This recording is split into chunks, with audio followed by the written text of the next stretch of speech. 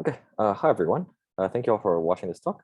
So today I'll be telling you about some joint work with my wonderful collaborators, Zongchen and Eric, on spectral independence via stability and applications to Holant-Type problems. So a very commonly encountered problem throughout science and engineering is the following. So you have some probability distribution mu, and your goal is to compute various statistics or the probabilities of various interesting events under this distribution. Okay. Now the classical Monte Carlo approach to this problem is to just draw a bunch of samples from this distribution and then return the empirical mu. Now that raises the question of how do you sample? Okay, and a very related problem is how do you count? So typically these distributions are given to you in unnormalized form. So a very related problem is to compute the normalizing constant for these distributions. Okay. Now typically these distributions are supported on exponentially large or even infinitely large state spaces. So there's typically some kind of hardness associated to at least the counting problem. So we relax to the sort of approximate versions of these problems. So for counting, for sampling, we're drawing from a distribution which is just close to mu in total variation. Well, for counting, we're allowed to return a 1 plus epsilon multiplicative approximation. And by a very classical result of Jerem, Valiant, and Vazirani, these two problems are essentially equivalent. Okay. Now you might have noticed that throughout, I'm going to assume that this distribution is supported on fixed size subsets of some finite set U. And this might look slightly strange and non-standard, but let me try to first convince you that this sort of captures at least many settings of interest. So consider, for instance, a distribution over, say, subgraphs of some graph. And here I'm going to think of a subgraph as being a coloring of the edges of the graph with two colors, where the green edges are the edges in the subgraph and the red edges are the edges not in the subgraph. Now in this case, I can take my ground set U to be the set of all edge color pairs. Okay? And I can take my sort of dimension parameter n to be the number of edges of the graph. Okay? And you can imagine that this sort of generalizes more broadly where I have any number of colors and so on. Okay, so now there's a very classical approach to solve the sampling problem, which is to run random walks or Markov chains. And here there's a very natural one called the Glauber dynamics, or if you come from a machine learning community, it's often called the Gibbs sampler. And basically this is as follows. What you do is you say that sort of two subgraphs or two colorings are neighbors of each other if they differ in the color of exactly one edge. Okay, so another way to state the dynamics is as follows. In each step, you pick a uniformly random edge, and then you resample the color of that edge, conditioned on the edges, the colors of all the remaining edges. Okay. Now we need two crucial facts. The first is that it has the distribution mu as a stationary distribution by construction. And the second is that, at least in all cases that we'll consider in this talk, this Markov chain is going to be connected. Okay, so there's going to be some possibility of walking from some state to any other state. Now, if you have these two facts, then by classical theory of Markov chains, the distribution of the Markov chain is going to converge to mu as the number of steps goes to infinity. And we want to quantify this convergence. Okay? So to do this, we study this parameter called the mixing time, which is just defined as you take the maximum, the worst possible starting state x, and you look at the minimum time t such that the distribution of the Markov chain at time t started from the state x is close to the distribution mu in total variation distance. Okay? And we want to bound this mixing time. So the main question is under what conditions is this mixing time upper bounded by a polynomial in the size of the input? So in this context, the polynomial in the size of the input graph, or more broadly, the polynomial in the size of the ground set U and the dimension parameter n. Okay, so now let me say our main results. So the first result is to a certain weighted distribution over subgraphs, where the distribution is going to put more weight on even subgraphs of the graph. Okay? So I have two parameters, rho and lambda, and we're going to weight each subset of edges f by rho to the number of odd vertices in the subgraph Vf, and also times a factor of lambda to the number of edges that we picked.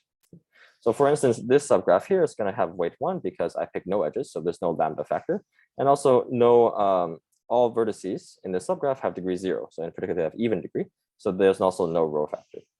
On the other hand, for this subgraph here, I'm going to have rho to the 4 correspond to the fact that each of the 4 vertices has an odd number of green incident edges.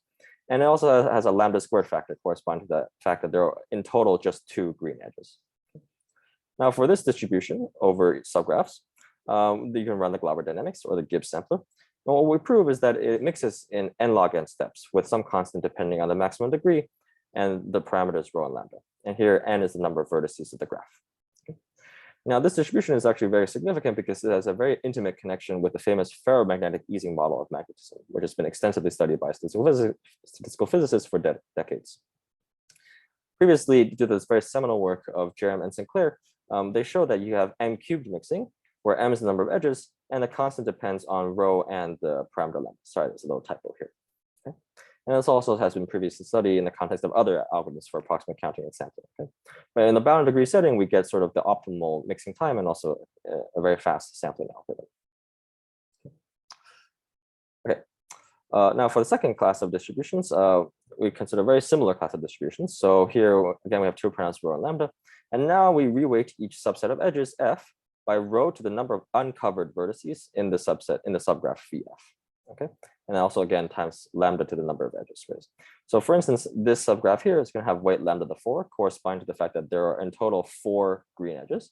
And also has no rho factor because every vertex has at least one incident edge, which is colored green. On the other hand, for this subgraph here, we're going to have a factor of rho squared corresponding to the fact that there are these two bottom vertices have no incident edges, which are colored green. And then we also have a factor of lambda corresponding to the fact that it's exactly one edge in total, which is colored green. Now, again, for this distribution, we can run the Glauber dynamics or the Gibbs sampler. And again, we prove we have n log n mixing with constant depending on the maximum degree and the parameters rho and lambda. Okay.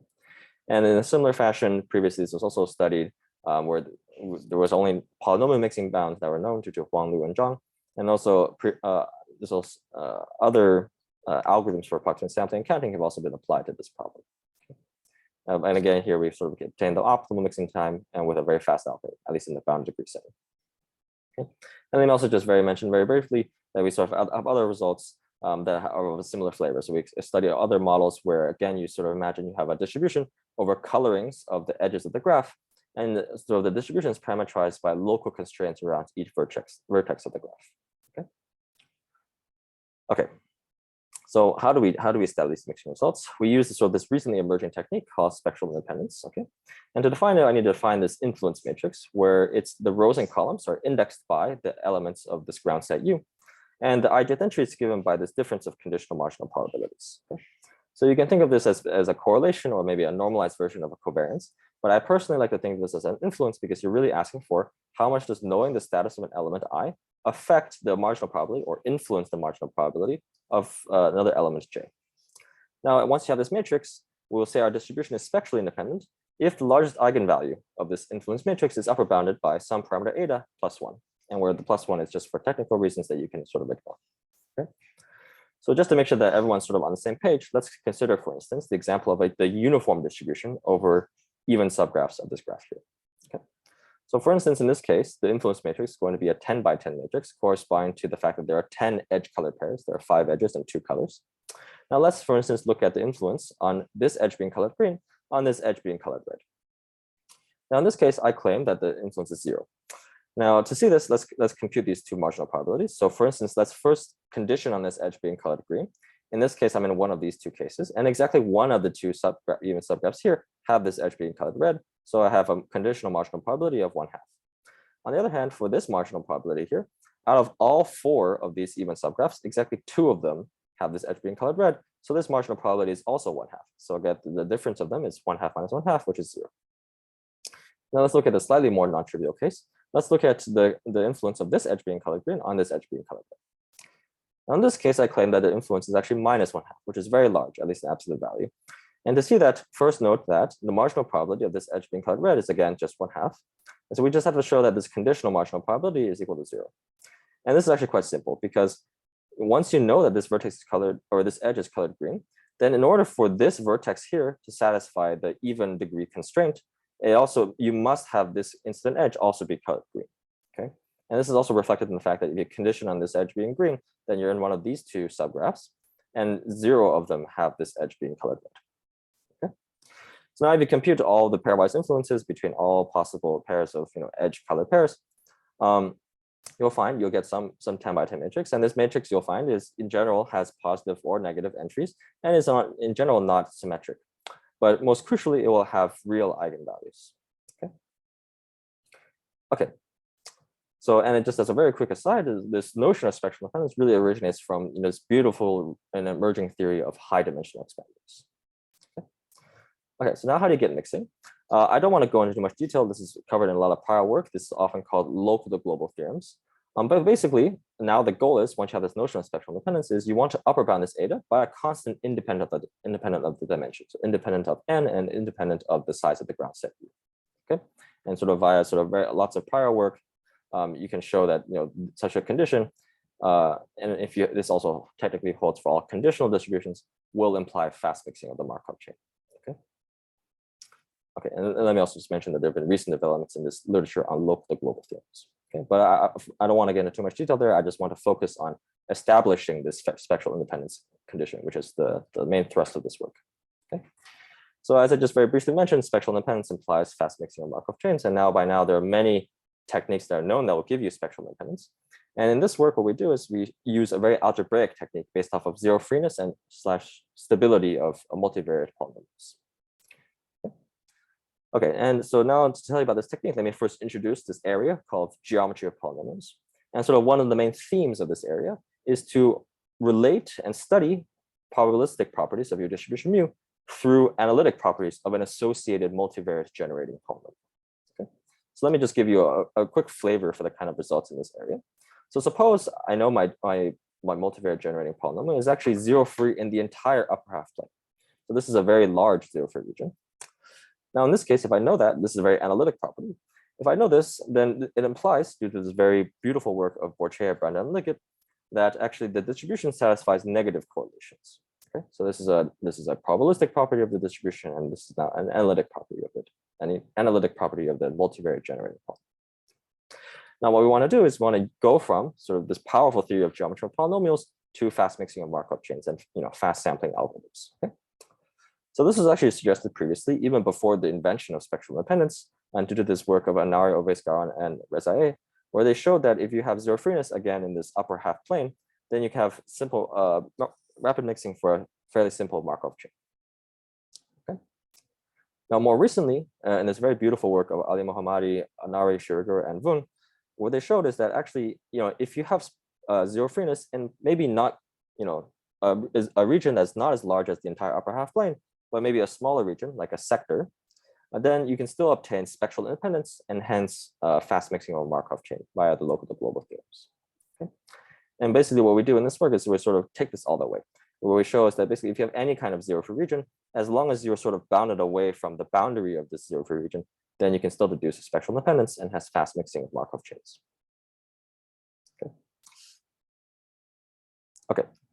Okay, so now let me state one of the main technical theorems of this work. So suppose my multivariate generating polynomial is non-zero whenever the inputs zi are within a little delta of 1. Okay, so we have a zero free region around the all ones point. Then we claim that not only is the largest eigenvalue of the influence matrix is bounded, but actually the infinity norm of the influence matrix is bounded by a constant independent dimension. And the constant depends inverse polynomially on this little delta.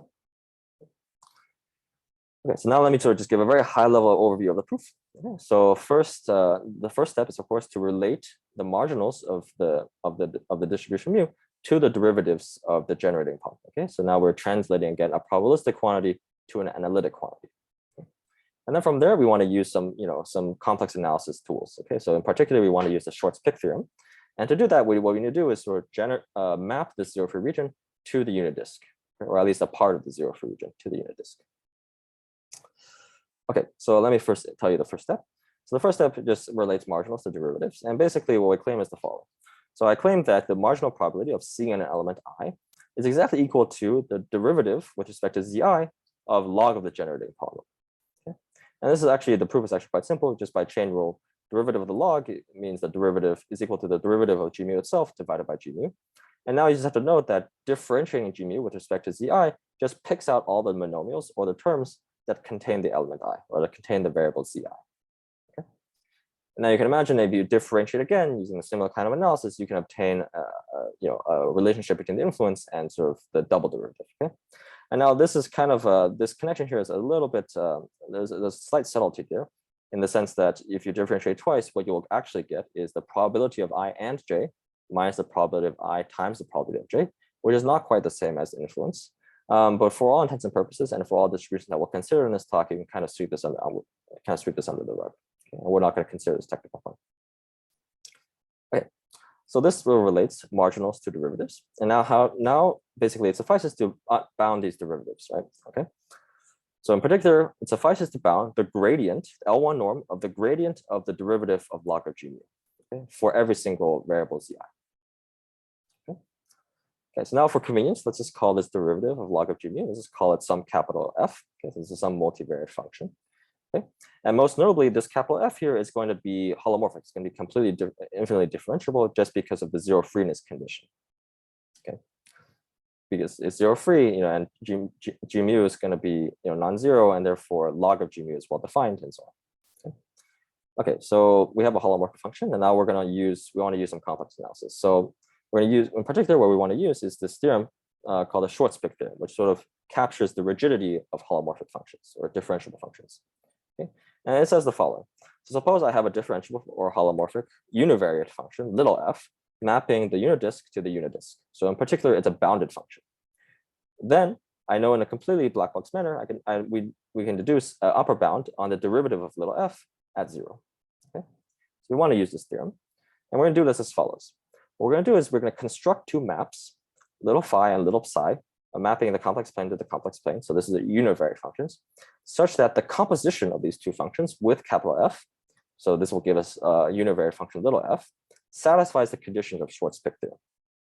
Okay, and then we want to use the Short-Spick theorem, then deduce an upper bound on the derivative of little f, which if you expand just by using the chain rule, gives us the derivative of psi times the derivative of phi times the inner product of the gradient of capital F with the all ones point. Okay? And just by using a slightly more sophisticated construction, some technical detail I don't want to get into, you can make this all ones vector into essentially any +1 minus vector, and then make this inner product into an L1 norm of the gradient. Okay, but I don't want to get into details there. Now, if you have this bound, then you can sort of rearrange things to just say that this gradient is upper bounded by 1 over the derivative of little psi and times the derivative of little phi. Okay, and so if you have a lower bound on a little psi and little phi on their derivatives, then you can deduce an upper bound on the gradient. And so now you just have to construct these two functions. And one such way you can do it is to sort of map affine in an affine manner or a linear manner, map this little ball of radius little delta to the unit disk. That's one way you can do. But I don't want to get into too much detail about that construction here. But you can imagine that for instance, if you have more information about your zero free region, such as it being a sector, that you can construct better maps phi and psi. But I don't want to get into much details there, but it's not too difficult. Okay, so let me just sort of show you the theorem again. So we sort of translate a zero freeness property of the multivariate generating polynomial to a bound on the influence matrix. Okay, so now one question is like, how do you establish such a zero free region? And so this has been studied over for many decades by pure mathematicians, and now there are many tools that are available. So for instance, one set of tools that is particularly amenable for the kinds of applications that we consider in this work are Asano-Real constructions, if you know what they are, and also Barbanuk's sort of angle method. But I'm not going to get into details of what they are.